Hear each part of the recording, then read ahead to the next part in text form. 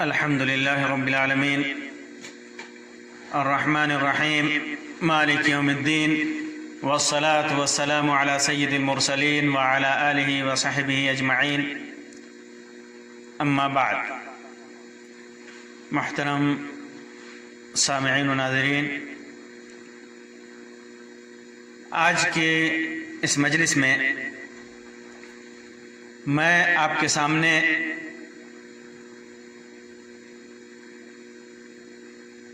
ایک ایسی حدیث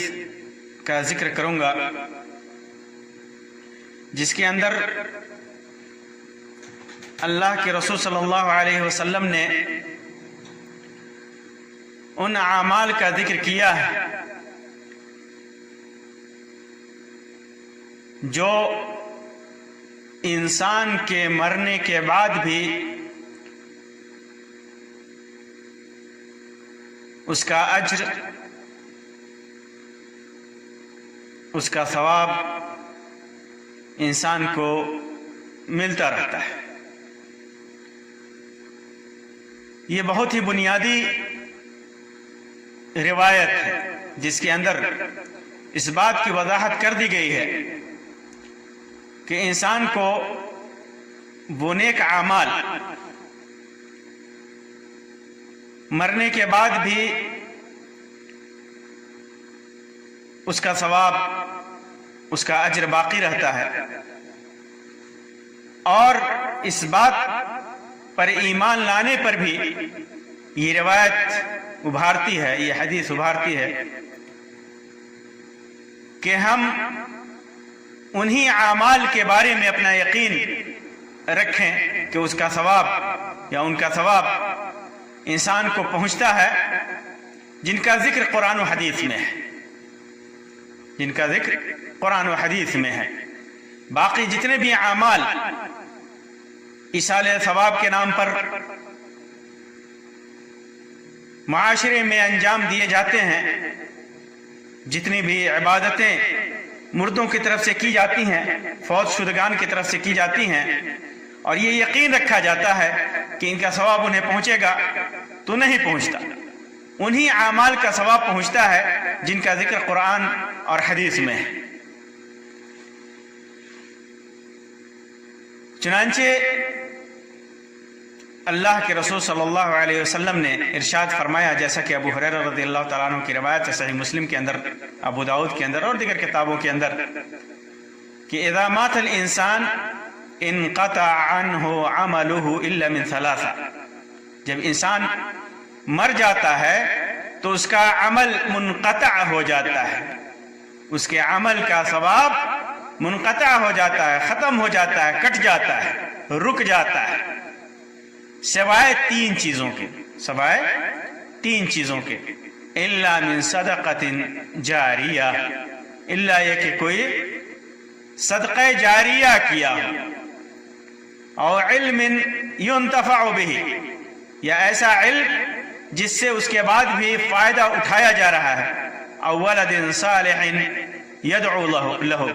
یا کوئی نیک اولاد جو اس کے لیے دعا کرے، اس کے لیے اللہ تبارک و تعالیٰ سے دعا کرے. تو تین چیزوں کا بیان اس حدیث میں ہے، اس روایت میں ہے. صدقہ جاریہ، یہ اللہ کی رحمت ہے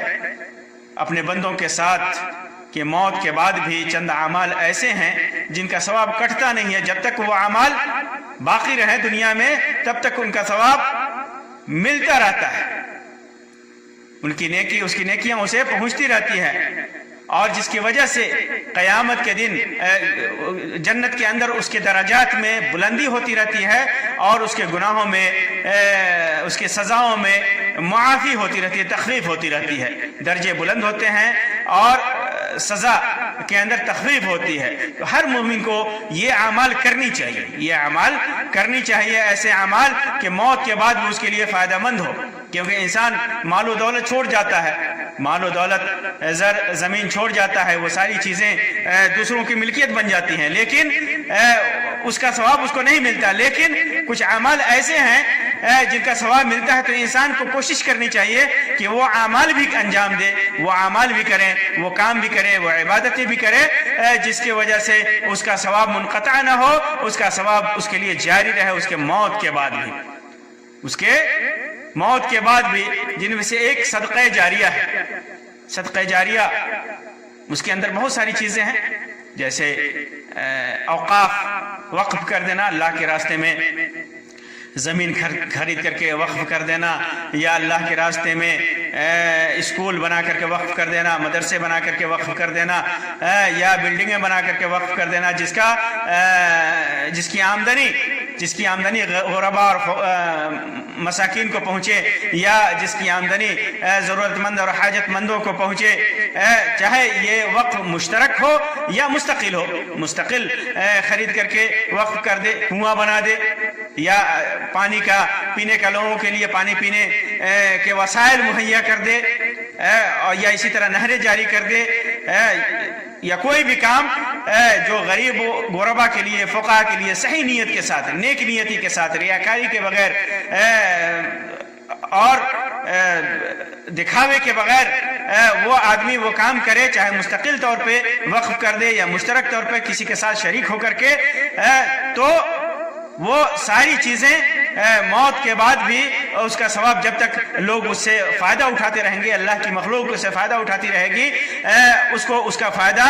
پہنچتا رہے گا، اس کا فائدہ پہنچتا رہے گا۔ اور دوسری چیز، علم ينتفع به، ایسا علم جس سے انتفاع کیا جائے، نفع اٹھایا جائے، جس کا فائدہ لوگوں کو پہنچے۔ جیسے کچھ طلبہ کو پڑھا دیا، جب تک وہ طلبہ اس کے علم پر عمل کرتے رہیں گے، جب تک طلبہ اس کے علم کا پرچار کرتے رہیں گے، اس کے علم کو رواج دیتے رہیں گے، تب تک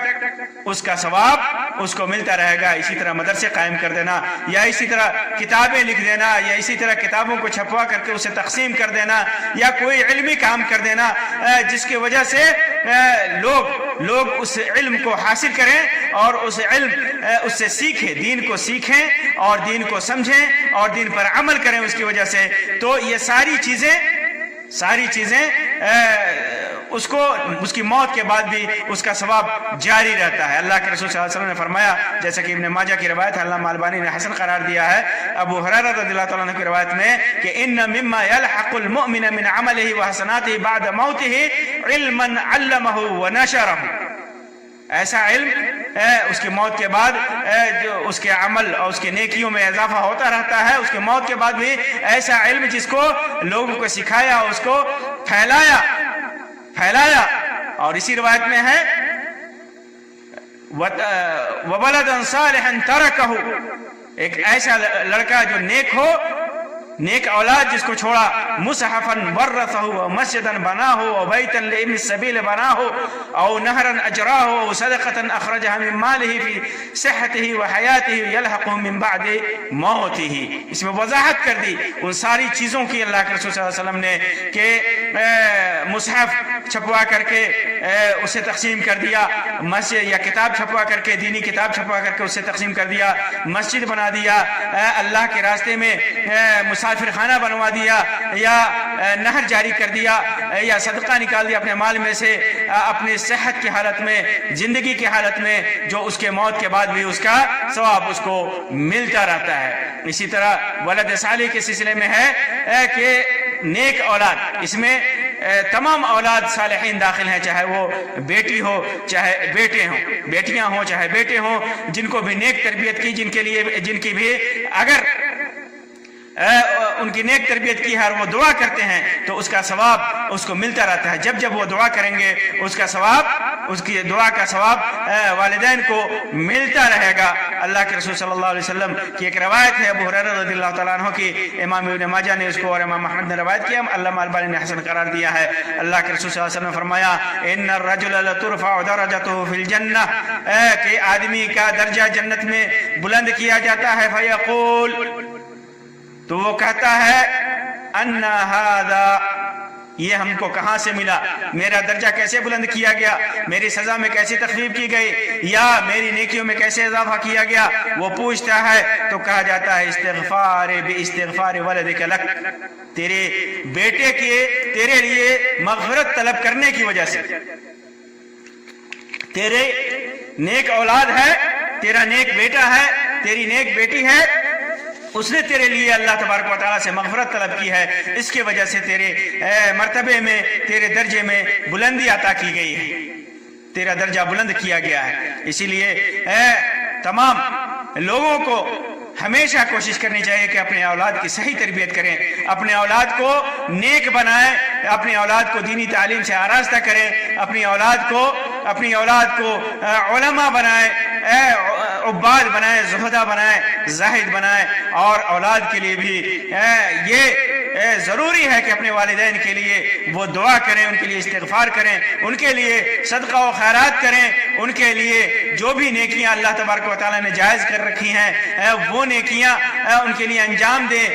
کیونکہ ان کے والدین ان کی دعاؤں کی وجہ سے، ان کے استغفار کی وجہ سے، اللہ تبارک و تعالیٰ سے ان کے مغفرت طلب کرنے کی وجہ سے ان کے درجات میں، ان کے والدین کے درجات میں بلندی عطا ہوتی ہے، اللہ تبارک و تعالیٰ ان کے درجات بلند کرتے ہیں۔ لیکن آج ماں باپ کی طرف سے بھی اور اولاد کی طرف سے بھی نہایت ہی یہ کمتری دیکھی جاتی ہے۔ والدین ایک تو اپنے اولاد کی صحیح تربیت نہیں کرتے اور یہ امید رکھتے ہیں کہ وہ اولاد ان کے لیے نیکیاں کرے، ان کے لیے دعا کرے، ان کے لیے استغفار کرے۔ یہ کیسے ہو سکتا ہے؟ جب آپ کی اولاد نیک نہیں ہوگی تو پھر آپ کے لیے وہ اللہ تبارک و تعالیٰ سے مغفرت کیسے طلب کر سکتی ہے؟ کیسے اللہ تبارک و تعالیٰ سے آپ کے لیے دعا کر سکتی ہے؟ اور اولاد بھی اتنے ناشکرے ہوتے ہیں کہ وہ اپنے ماں باپ کے لیے دعا کرنا تو دور کی بات ہوتی ہے، بسا اوقات دیکھا جاتا ہے کہ اپنے والدین کے اوپر وہ لعن طعن کرتے ہیں، اپنے والدین کے اوپر عیب لگاتے ہیں، کہتے ہیں کہ میرے باپ نے کچھ نہیں چھوڑا، میری ماں نے میرے لیے کچھ نہیں چھوڑا، انہوں نے اب ہم کو فقیر کر دیا، محتاج چھوڑا، غریب چھوڑا۔ ان کے اوپر لعن طعن کرتے ہیں، ان کو گالیاں دیتے ہیں، جبکہ یہ ضروری ہے اولاد کے لیے کہ وہ اپنے ماں باپ کے لیے دعا کریں، ان کے لیے استغفار کریں اور ہمیشہ دعا کریں جو دعا اللہ تبارک و تعالیٰ نے سکھائی ہے، رب ارحمہما کما ربیانی صغیرا، جس طرح انہوں نے میری تربیت کی بچپن میں، اے اللہ ان کے اوپر تو رحم فرما، تو ان کی مغفرت فرما، تو ان کے درجات میں بلندی عطا فرما، اللہ تبارک و تعالیٰ انہیں معاف کر دے۔ یہ دعائیں کریں ان کے لیے استغفار کرے۔ اور یہاں یہ چیز واضح رہے کہ یہ اعمال جو اللہ کے رسول صلی اللہ علیہ وسلم نے فرمایا کہ یہ 3 اعمال ہیں جن کا ثواب انسان کو مرنے کے بعد بھی پہنچتے ہیں، اور اس کے علاوہ بھی چند اعمال حدیث میں ایسے بیان کیے گئے ہیں جس کا ثواب مردہ کو، مرے ہوئے شخص کو جن کا ثواب پہنچتا ہے، جن میں سے حج ہے۔ اگر حج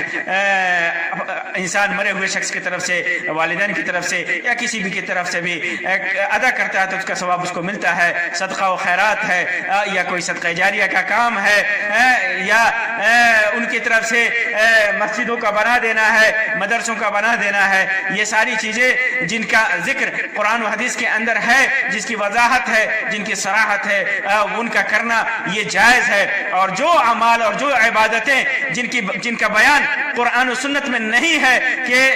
ان کا ثواب مردے کو مرے ہوئے شخص کو پہنچتا ہے تو وہ کرنا جائز نہیں ہے، وہ ان کا کرنا جائز نہیں ہے، کیونکہ عبادتیں توقیفی ہوتی ہیں، انہی عبادتوں کا کرنا جائز ہوتا ہے جن کا ثبوت قرآن و سنت میں ہے۔ مثال کے طور پر نماز جیسی اہم عبادت اگر کوئی آدمی کسی مرے ہوئے شخص کی طرح کے لیے ادا کرتا ہے تو اس کی یہ نماز قبول نہیں ہوگی، مرے ہوئے شخص کو اس کا فائدہ نہیں پہنچے گا۔ اسی طرح اور بھی دیگر عبادتیں، اسی میں قرآن خوانی بھی ہے، اس کا بھی ثبوت قرآن و سنت میں ہرگز نہیں ہے۔ اگر آدمی قرآن خوانی کسی مردے کی طرف سے کرتا ہے تو نہ یہ کہ اس کا ثواب مردے کو نہیں پہنچتا، بلکہ یہ دین میں بدعت ہے، دین میں ایجاد ہے، ثواب کے بجائے اس کا گناہ اس کرنے والے کو پہنچتا ہے، کیونکہ یہ بدعت ہے۔ اور بدعت کے سلسلے میں اللہ کے رسول صلی اللہ علیہ وسلم نے فرمایا کہ جس نے ہمارے دین میں اس بدعت کو ایجاد کیا وہ مردود ہے، وہ اس کا عمل ناقابل قبول ہے، اور قیامت کے دن اللہ کے رسول صلی اللہ علیہ وسلم اور فرشتوں کے ذریعے اسے دھتکارا جائے گا، اس کو بھگایا جائے گا۔ تو انہی اعمال کا کرنا جائز ہے جن کا ثبوت قرآن و سنت میں ہے. انسان مسکین کو والدین کی طرف سے مسکین کو غریبوں کو کھانا کھلائے, فقراء اور محتاجین کے اندر تقسیم کرے, مال و دولت کو غلہ تقسیم کرے, روپے پیسے تقسیم کرے, کسی یتیم کو ماں باپ کی طرف سے کسی مردے کی طرف سے یتیم اور مسکین کی مدد کرے تو اس کا ثواب پہنچتا ہے, اس کا ثواب پہنچتا ہے. لیکن اسی کو غیر شرعی طریقے پہ کیا جائے جس کا ثبوت قرآن و سنت میں نہیں ہے تو اس کا ثواب نہیں پہنچتا بلکہ وہ بدعت کے دائرے میں ہے. جیسے 40ویں کا انعقاد کہ کسی دن کو متعین کر کے 40واں 13واں جو غیر مسلموں کی مشابہت کرتے ہوئے مسلمانوں نے اختیار کر لیا ہے, یہ بدعت کے دائرے میں آتا ہے. اور اگر بلا کسی تعین کے, بلا کسی تحدید کے, بلا کسی رسم کے اگر غریبوں اور مسکینوں کو کھانا کھلایا جاتا ہے, غریب مسکین فقراء جو طلبہ ہیں ان کو کھانا کھلایا جاتا ہے, ان کو لباس دیا جاتا ہے, یا اسی طرح والدین کی طرف سے بلا کسی دین کے تعین کے کوئی عمل کیا جاتا ہے تو اس کا ثواب پہنچتا ہے. باقی جو کچھ بھی دین کے نام پر ایجاد کیا جاتا ہے, 40ویں کے نام پہ, قرآن خوانی کے نام پہ, ختم کے ختم کے نام پہ, 13ویں کے نام پہ, یہ ساری کی ساری چیزیں بدعت ہیں. نیک عمل کا ثواب پہنچتا ہے جس کا ثبوت قرآن و سنت کے اندر ہے, لیکن اسے غلط طریقے سے کیا جائے, کفار اور مشرکین کی مشابہت اختیار کرتے ہوئے کیا جائے تو اس کا ثواب نہیں کہ انہیں نہیں پہنچتا بلکہ عامل کے لیے وبال جان ہے, یہ بدعت کے دائرے میں آتا ہے. اللہ تبارک و تعالیٰ سے دعا ہے کہ اللہ تبارک و تعالیٰ ہمیں توفیق دے کہ ہم ایسے اعمال انجام دے جو ہماری زندگی میں بھی ہمارے لیے فائدہ مند ہو اور ہمارے مرنے کے بعد بھی اللہ تبارک و تعالیٰ اس کا ثواب, اس کا اجر ہمارے لیے جاری رکھے. آمین یا رب العالمین. وآخر دعوانا ان الحمد للہ رب العالمین وصلی اللہ علی خیر خلقہ وسلم. والسلام علیکم ورحمۃ اللہ وبرکاتہ.